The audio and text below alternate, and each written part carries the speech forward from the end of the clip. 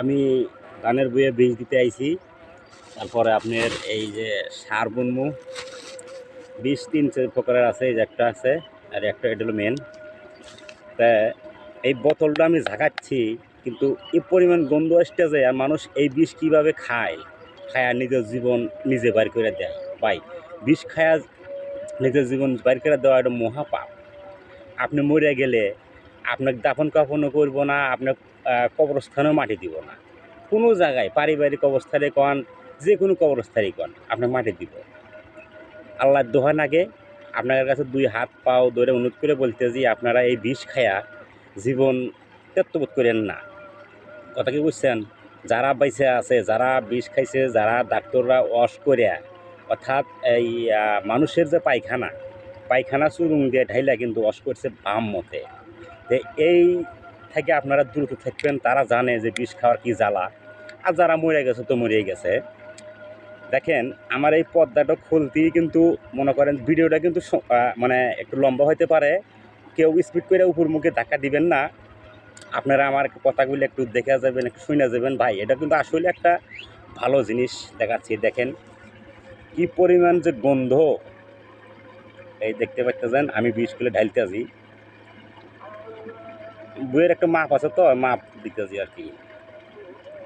দেখছেন, পুরা মনে করেন যে আমি আপনাকে একটা জিনিস ভালো করে আমি দেখাইতেছি।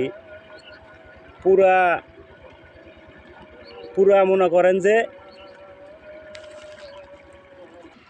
আপনারা দেখেন, এই দেখেন আমি পটের মধ্যে যে বৃষ্টি ঢালছি, দেখেন পুরা মনে করেন যে দুধ।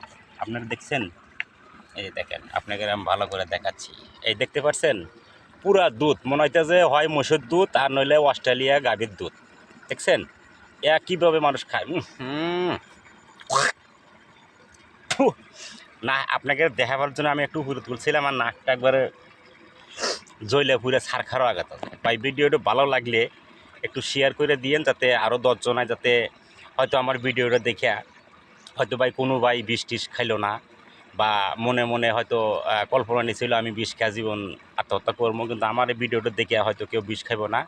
ভিডিওটা অনেক লম্বা হয়ে গেছে, চাইছিলাম একটু ছোট করতে, কিন্তু মানে কথা বললে তো জানেনই তো, একের পর এক কথা আসে আর কি। যাই, ভিডিওটা ভালো লাগলে একটু শেয়ার করে দিয়েন। শেয়ারের উপকার মাধ্যমে একটা জীবন বেঁচে যাবে।